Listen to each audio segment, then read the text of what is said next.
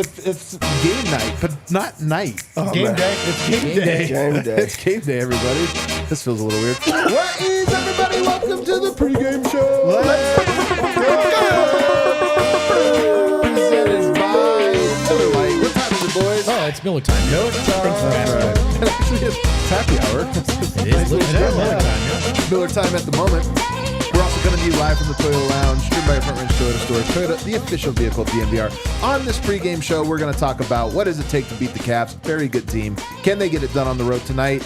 Who's the toughest finals matchup? Could it be that the Cavs are actually the toughest matchup? I don't know. We'll talk about that. And some notes from a really fun night last night. Out with our guys, Simmons Russillo. Oh my God. Our guys. Let's go. It's like our best friends, man. Besties. Man, some notes on that. Friends of the show, and they don't even know it. They don't even know it. The homies. The homies. I got Brennan Vogt in the house. What's up, fellas? This was a special edition of fellas last night. A couple of guest fellas. What a treat. we went full fellas last night for sure. Over here, Superstar Dev. I just hate to brag. I know I wasn't there. We had an incredible time last night with so many homies. It was great to see people at the Bill Simmons show. Yeah. A lot of homies in the crowd that, was showing love. And then we had a night. I heard. Yeah, you let me know on Slack at like 2 a.m. You let me know this morning to That's tweet out the picture. That's the price you pay for not rolling with the fellas. I Gotta guess roll it with is. the fellas, man, on a Wednesday night till 2:30 in the morning. Come down on, man. Colfax. Grow up, Harrison. Come on, Harrison. What's wrong with you? I was expecting a text at some point today. Like, we don't need you on the pregame show. Bill's on instead. Like, we don't need you tonight. We got somebody to sit on the couch next to Dev. Yeah, But, unfortunately, not the case. Not the case at all. Nuggets take it on the Cavs. Win. What do you got for game notes? Nuggets in Cleveland to take on the Cavaliers, and a pretty clean injury report for the Nuggets. Aaron Gordon's still on there, but he is playing. And, back in the starting lineup last game. So I think he's pretty good to go now. Might still be under a slight minute restriction, but looking at the minutes he played last game, 33. So I think he's probably pretty much good on that front. Well, he said, Michael Malone said they played him more than his minute restriction, but we needed to win. It's probably a 30-minute restriction, I'm guessing, maybe. But don't you also feel like that last game at home versus the West, it's almost more, you're more likely to go over a minute restriction than on the road versus the East? Yeah. Also, I feel like they always do, weird things with Aaron Gordon's minutes anyway. So it felt like a bump regardless. When was the last time a Nuggets player stayed under their minute restriction? That's so true. Like starter. Michael Malone is actually the enemy of if any you're trainer. giving Michael Malone a minute restriction, you got to just lower it by 5 minutes. Right. Yeah, Because he's going over it by 5. The funny thing is, if a player does not play their usual allotment of minutes, we say they got benched. Yeah. You just think they got benched. Well, you know what's funny is it's not a science, right? You're like, how hurt is he? 15 minutes. Right. He can do that. Who's but over making that, up this number? It's just you're just like, I don't know, probably smart to be we're thinking 25? 28 minutes tonight. 28 minutes. No more, though. AG's fine. Come on. Of course, Vlatko Čančar, the news comes in yesterday. Knee surgery, out 8 weeks and then reevaluated. So not out for the season. It seemed like there were a couple different options on the table for, surgery, rehab. Yeah. He's getting surgery, but still expected to return, well before the end of the season. And reevaluated in 8 weeks. But when the date is February 6th for the trade deadline, which is about 8 weeks away, so reevaluated in 8 weeks, it's going to come right at the moment in time when... Is he getting reevaluated on another team? Well, maybe, yeah, it could even be that. But I more mean that Denver at the deadline is going to have to make some decisions about, do we cut guys to free roster spots? Right. And, those guys usually are added around the deadline, not much later than that. So it's going to be weird. The Nuggets, of course, in Cleveland tonight, starting off this 3-game road trip. They have 6 of their next 7 games on the road. Cleveland, Washington, Atlanta, home for the Clippers, Sacramento, Portland, New Orleans. So very road-heavy schedule. And the Cavs... Sacramento, Portland, and then to New Orleans? That's the West Coast all the way down to the South? Right. And it was Portland, New Orleans, and then the Sacramento game got added in there for the in-season tournament. But Portland, New Orleans, yeah. Kind of crazy. It's a long... That's not like on the way between anything. Yeah. The Cavs, they've had a pretty good season. 19-3 out in front in the Eastern Conference, coming off a win over the Wizards. That's not bad. They're pretty healthy as well. They have one main contributor on the injury report, Ty Jerome, who's having a good season for them. Not sure about his status right now, but he was questionable coming into this game. I'm just thinking about how insufferable we would be if the Nuggets started out 19-3. Oh my god! Oh my god! Yeah, we'd be tough to listen to. 3 losses Yeah. at this point would be insane. Like that's just streak after streak after streaking. And one of those losses is to Boston, and they've both beaten each other, so they make up one of each of their respective 3 losses. And then I Guys, think the special Hawks are the delivery. other team. Oh, we have a special delivery here? delivery. What is this? The Joker Are these the ones ones you bought? delivered the- courtesy oh, look at of that. Ryan Green right here. That box is incredible. That's Got a the big Joker box. ones. Dude, are those like a size 40? No, this is normal box. Oh, and it has shuffle on. Normal Oh box. Yeah. man. Find a new slant. Isn't that incredible? the man Ryan Green, How who big that box dominated is. the release party. Dominated that Just coverage. dominated it. Yeah. Thank you, RG. Thank you. That's it. Those are just for us to look at. The shoes Yeah, are well, actually... he's wearing the actual shoes that are in the box. Yeah. By the way, D-Line's chomping at the bit to break down those shoes, so we're going to have to do something next week. So is about that it. dog. Kale brought his dog in. It's a very misbehaved dog. Apologize to everybody. Everybody listening. I apologize for I Kale's... promise you, I Kale's didn't think dog that the needs dog. strays on the show, man. I promise I didn't think it would listen. Yeah. I promise. But Ty Jerome is available. He's All right. averaging 12 points per game off their bench this year. So this is a big matchup. And we're on the roller coaster right now. I feel like that you have no idea what you're getting from the Nuggets night tonight, win, loss, what have you. This is a tough game. So what's the key to victory, Vote? Defense, I mean, playing All together as one on defense. Defense is such a broad statement, and it's not like I have high expectations, but I think more specifically some of the stuff Malone was talking about, playing connected on defense, communication and energy in the rotations. I do remember, I couldn't place it now, but at some point in the last 2 years when the Nuggets went to Cleveland to play the Cavs, and those two bigs were just throwing lobs to each other. Like these, there were my God, I there was remember that. literally nothing Denver could do. It reminded me a bit of the Harden Capella era, and so like I still think the Celtics they're the best team in the NBA that on average are the best matchup against every team until someone takes that from them. But I mean, there's just in terms of the regular season games that we've seen, not playoff data. There's something about the way they match up with Cleveland that kind of scares me. So I just hope that the process doesn't look the same way tonight. What do you think's the key tonight? I think it's defense also, but specifically the backcourt. I mean, Donovan Mitchell, 24 points a game. Darius Garland, 20 points a game. Challenges. That's 43 points for those of you who aren't good at math. For a backcourt in the Nuggets, I'm not, and so like thank you. Jamal Murray, who's struggled defensively this year, Christian Brown, who's been good, like that's a big tipping point tonight. Can the Nuggets contain those guards a little bit, keep them out of the paint? Yep. That might be the biggest thing. Because if they get into the paint and they're throwing lobs to Allen and Mobley, like it's going to make for a long night for the Nuggets. So defensively, yes, I agree. And I think it starts with the backcourt. Mine's is this cannot be a letdown spot for the others. You know, with a Jamal Murray, Aaron Gordon's going to have to step up. Michael Porter Jr. is going to have a good offensive game as well, and defensively. This is a team this is a contending team. They're one of the best teams in the entire NBA, and they pose threats to the Nuggets with having that twin tower big man matchup. It's not going to only be Jokic that can, save you in this type of game. Do I expect a big game from him? Of course, but other people are going to have to come along with that. So you have to have other people step up, including the bench. For me, I mean, I'm going to keep hammering this one. I think it's twofold. It's Jamal, and don't really need to say more. This is a great spot for him to play well. As you mentioned, he's had big games in Cleveland. So this is a big spot for him, but the Nuggets need it. And every game he plays well, gives the team and all of us confidence. So right now, there's not a lot of those games to kind of hang our hat on. Tonight's a good opportunity. But Peyton Watson, I mentioned the minutes lately, playing way fewer minutes than I thought. When we talk about Christian Brown and the types of guys he can and can't guard, Darius Garland and Donovan Mitchell are the types I think we're most concerned with.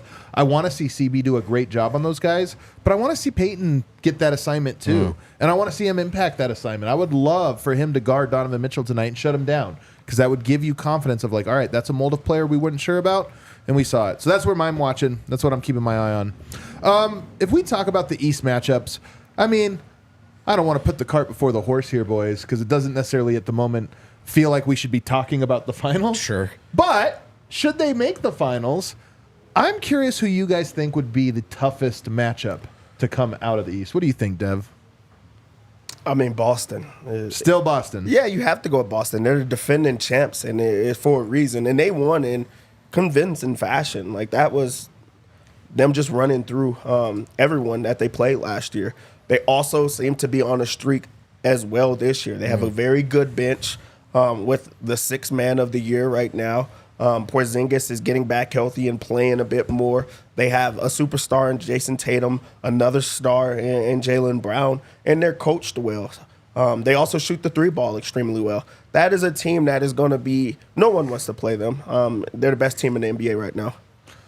Boston, Denver plays well, though. You know, they have traditionally even Jason Tatum a little scared, according to Jason Tatum. Do you agree? Is it the Celtics? I understand, like, the Celtics are the best team in my opinion. So I understand that starting block of what Dev's saying. And I almost then makes me feel I almost don't even want to deliver the counter, because I do agree with that. There is something specifically to just the regular season games we've seen from Denver and Boston and Denver and Cleveland. And maybe I'm, overweighting Denver's wins against Boston and weighting too heavily this one game I remember against Cleveland. But I was just a little more worried about, there's something about the Celtics process that maybe, in theory, maybe they could miss some of those shots they like to hit 100 of. But it's not, there's just something about, again, like the Harden-Capella kind of feel of, can we guard these guys? Right. Like, literally, is there a thing that we can do that would change this outcome? I still think it's probably Boston, but I don't love the way Cleveland matches up with Denver. I think Cleveland's a tougher matchup in terms of personnel, Yeah. but overall, it's still Boston. They're just the better team, better players, probably better coached, better, like, more of an identity. I think, like, type of teams that the Nuggets really struggle against, specifically regular season and even the playoffs, quick guards that can get into the paint and really break a defense down from there. Cleveland has that maybe better than any other team in the league. The Celtics don't. So Cleveland, very tough matchup, but just the Celtics are just better. They just are. So I'll say Boston. I think Cleveland might be the tougher matchup, but I'm also curious that nobody said Milwaukee. Nobody said Orlando. That doesn't surprise me. And nobody said New York. No. Because there's a part of me that wonders if the Knicks are actually the hardest matchup for Denver. They did just smack the heck out of them. They smacked the heck out of them last year. I don't think there's a great Jalen Brunson guard for him. And they do have the ability to draw Jokic defensively out on the perimeter in a way. So I mean, look, Boston's the best team, but I think Cleveland and New York are both really tough matchups for Denver. Yeah, I think they are as well, but also I think they have to go through a gauntlet of other matchups before they would be the team that makes it. Yeah. So the other teams match up well against them. Yeah, a little paper, rock, scissors. Yeah, I don't see them getting through a Boston because of how it matches up. With Denver, they have their number, like, right now, it seems like, and it will be tough for us to see what that, looks like. I don't think that's, I think they're the third, fourth best team in the East. Right. I do too. So I think that's why it's hard to look at. But when you talk about just play for play, style for style against the Nuggets, they match up extremely well. And part of why it's a bad matchup for Denver is that they have Tibbs, and there's just a way that he goes about regular season games. Yeah, that's fair too. Which, by the way, this is a credit to them for, like, they're playing harder than, but you can just feel those moments in a season sometimes where you're thinking, all right, is Denver going to come out and treat this one with the proper respect? And then the Knicks just bully them, and Denver goes, well, I don't want to play this hard. You know? Now, that's a criticism, but I am curious to see if that would level out at all in the playoffs. I think the Knicks and Cavs just I think they actually do match up. We are a little bit tough for Denver, and I think Denver matches up well with Boston. At the moment, I don't feel great about Denver against any of those teams, but that's just kind of my 2 cents. One final note on this game: it's Serbian Heritage Night in Cleveland. Just seeing that come across the timeline. It's the kind of thing we really should track. Like, what are his actual numbers on Serbian Heritage Night? I mean, it's really just every road game. Yeah, I was going to say, there's a lot of those, huh? Definitely every Eastern Conference road game Yeah. because they only go once per year. Well, seeing as he plays, well every single night, I'm guessing that he has monster numbers on those nights. I'm guessing he does pretty well. Also. There was that stat that came out yesterday where it was like Nikola Jokic's averages against the Lakers and Warriors over the last 12 minutes. And it was literally his averages. I know. It was 30, 13, and 10. And you're like, man, that's what he's... Well, that's just his average. That's what he does every night. Actually, an average game. It just sounds good when you add names to it. Because it's the same if you played against the Wizards in Charlotte. It's just that, like, the other players... LeBron James and Steph Curry. Like Embiid and all those guys, they probably, jump 8 points or something like that. Oh, Nick Claxton, he's scoring every 50. single night, it's the same exact thing. It does not matter who it is. That being said, tonight's a challenge.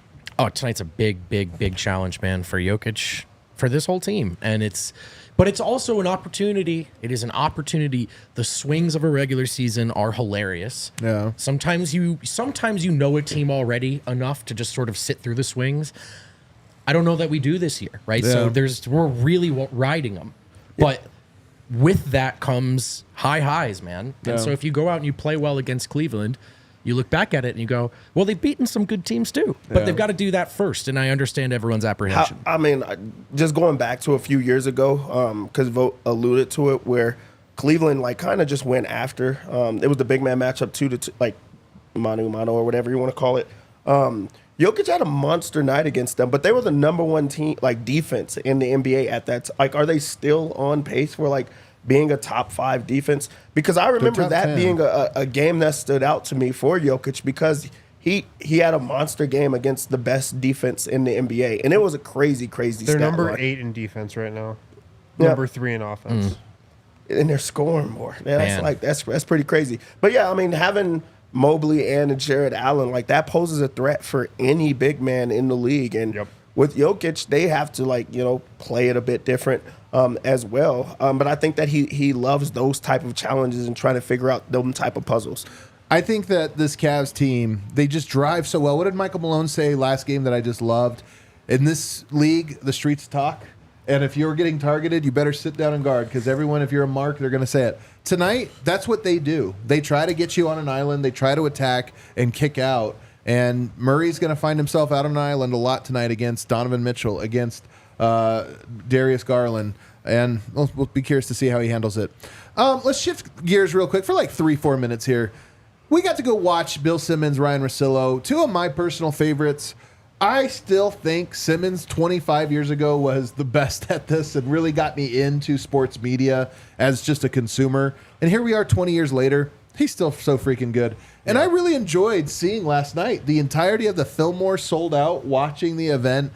The conversation was great. And I got to say, man, Bill Simmons and Ryan Russillo, true Jokic believers. That whole point of doing this live show in Denver really was, man, we love Yoke. We should go do a live Let's show. just go talk about Jokic. And that's what the show was for 30 minutes. It was just Jokic is so great. Let's talk about it. And it was awesome. Yeah, you know how much belief you have to have in just knowing that this guy is going to, be a monster, where you put in, that months in advance. Yeah. I'm going to go see him play, and then I'm going to talk about how he played. And then he goes and has a monster game in front of you where you're like, I knew it. I knew he was going to have that type of game, and then he delivered that. And now I get to be around his people, and we all get to, love him the exact same way. I feel like that was dope. And then seeing Simmons and Russell, I feel like it's like LeBron and Durant or somebody like that. That's been doing it for so long at such a high level, and they're,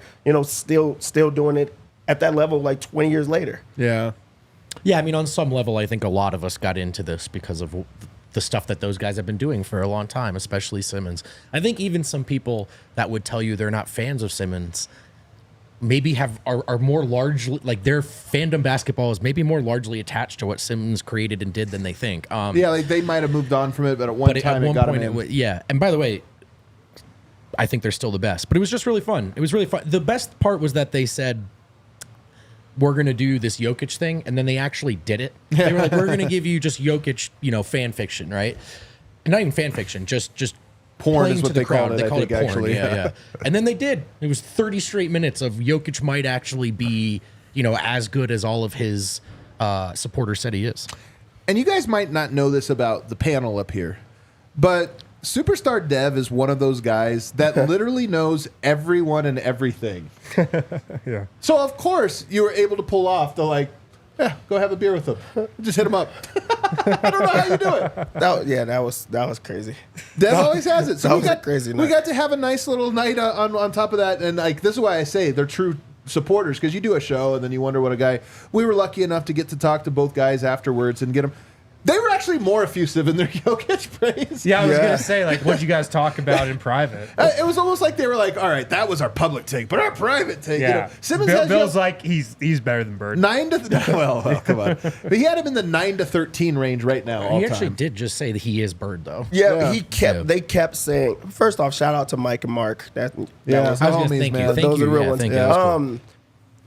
Cool. They talked about Magic Johnson and Larry Bird in the same category as Jokic on the show. Whole night. Yeah, on the show, after the show, when we're talking to them throughout the night. And the cool thing about it wasn't just we had one beer. We were in this bar. You got very drunk. It was for hours, though. I mean, Eric's not on the show right now. I can only imagine how much he drank. And you know how much giggling he did? I'm probably nonstop giggling. It was for hours, and really just getting to see them in their element and just Bill's being able to I love Jokic. I'm not doing another show in Denver, open. Yeah, that was pretty cool. And then just just seeing them in those type of lights and how their mind works. It was pretty cool, and they were really open and chill. And it was the whole panel was there.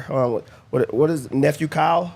Yeah. He was there. The whole squad. The whole squad. Did he was do there. life advice?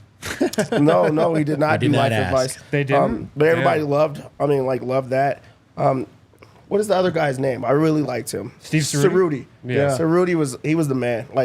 His conversation was really dope. That was a cool night that you just go back and think about. Vlada says Adam is saying that Dev is the Monte of DNVR. Absolutely. Yeah. That's a good call. Good call. That's exactly And, it. and it's it was built in. It was always there.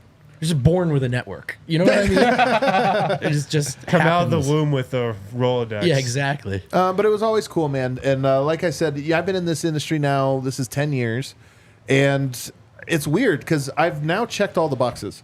Simmons was the last one. He was the white whale. Oh, you've been talking about it for years. For too. years now that I'm thinking about it. I've been trying to meet with him for so long. And just never lined up, never was in the same place. Tried a couple channels reaching out, never worked. So it was a weird way. I'm almost sad because now I don't know what I have left. No. Now you try to work it in different ways. Beyond the pod, you go in different ways. But also, that's accomplishments, that's goals, that's things that you reached for and put yourself in that situation. So that was dope. Really, that was a really dope night. What else did they talk about on the show?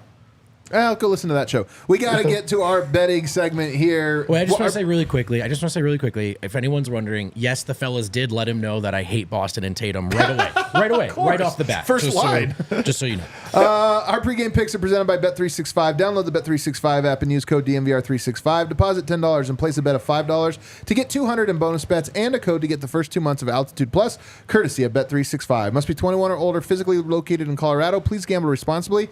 If you or someone you know has a gambling problem and wants help, call or text 1-800-GAMBLER. Dev, let's make some money, bro. Let's make some money.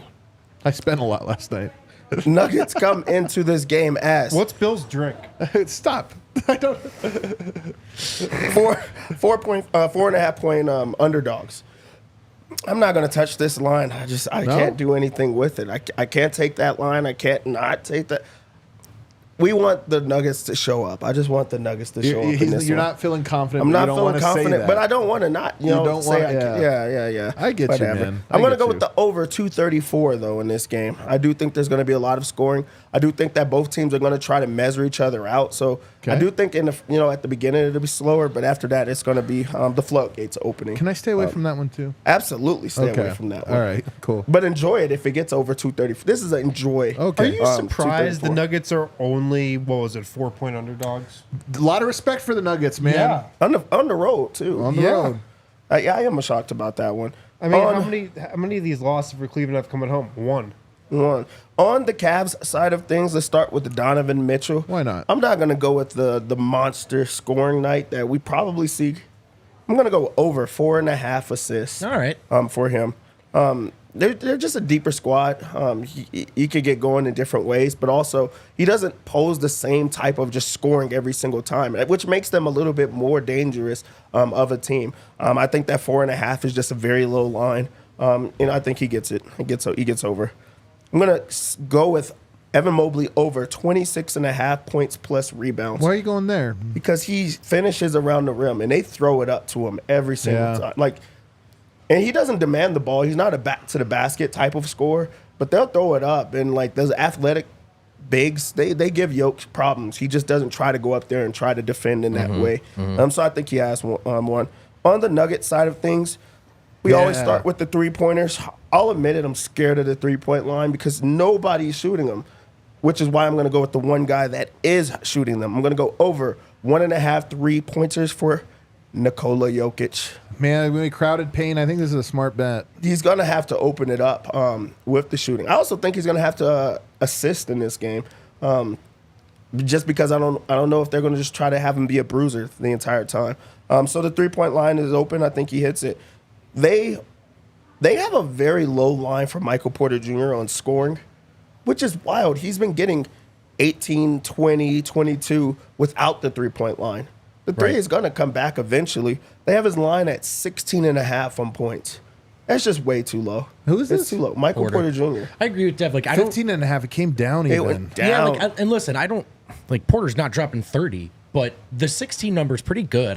He's been at the 18, He's 19. staying He's at been the living 18, there a bit, especially but, if you don't see who else is going to score, who else is going This to is shoot going to be a for big them. Porter night. It's going to be a Porter night. 16.5, easy, cash that. 15.5 even. I'm going to go back to the well on one that it hit almost in the first quarter. 4 rebounds in the first quarter.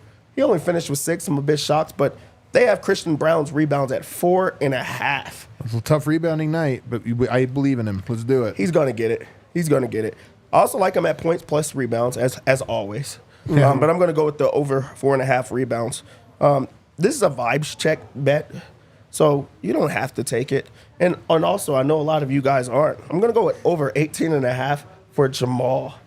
This is a vibe check, huh? This is a vibe. If there's any spot, do you remember how good he played against the Cavs? So do long you remember ago, I do. how It was good a he while. played Pre- against ACL, man. Donovan If I close Mitchell my eyes, So long really in the think. bubble? You just remember those matchups. This is a guy that I feel like you try to I'll put take yourself it. next to the barometer. I want him to score. I think he needs to score, and this could flip a switch in your head if you have a monster game against somebody that they're playing well. They have good vibes. He hasn't. Get right in this one. I'm going to go with a fun bet. Julian Strother over 6.5 points. Nice. Because he's on there. He's getting more minutes. They have to put him. He's on there. He's on the court. I'm taking Oh, I thought He's you on meant the he's court. on the No, no, sorry. He's on the court 20 minutes more. in the last. He got 6.5 points, man. I There's- hate this bet. I where's hate the that I second just unit? listen to you every time. I just listen. What do I'm I just feel saying. about? Why? I'm just saying that's a fun one. All I think right, that Julian Strother. if he gets it, we're going to be excited. All right. For the defensive bet, I'm going to go Brown over 1.5 stocks. Okay. I just think that he CB, huh? should try to pick a few pockets in this game. Okay. Play the passing lane. And for my lock, Jokic over 27.5 points. I love the lock. Come on, man. I mean, Come on. now we're Really? talking a guy I always believe in. I moved up to 28.5. Do we still like it? Yes. Okay. He scores when he wants to against guys, but when he's motivated, he really scores. I think he's going to be motivated in this game. Really, when he has to think about it a bit more, he has to work a little bit harder. He's like, okay, I'm gonna accept the challenge. This is not just one of those nights of like going through the motions and seeing what they give him. He's gonna want them not to double team. So I think that he's gonna try to score early and then try to get everyone else involved. All right. There's your bets, man. Let's make Bets some are money. in. What we got a couple super chats, Kale. Pre-game super chats. Let's go, sickos. Lumi, we get this W. Are we back? Jamal's Probably. choice. Everybody skips Eric. Can we get 30 plus from Mall Babes? Windy Babe, I missed you. Oh my God. That one actually made me laugh. Big Honey, did you guys call Bill Simmons Babe or my guy? What a legacy, Harrison. Harrison wasn't there, so there was no babes talk. No babes talk. That's Yeah, his I line. would have called him my guy though. Oh, really? You would have mixed it up from your Well, traditional. my guy was my first overall pick. This is stuck from like a random Wednesday show. All right, everybody. Thanks for tuning in on the pregame show. Hit that like button. We'll see you on the other side.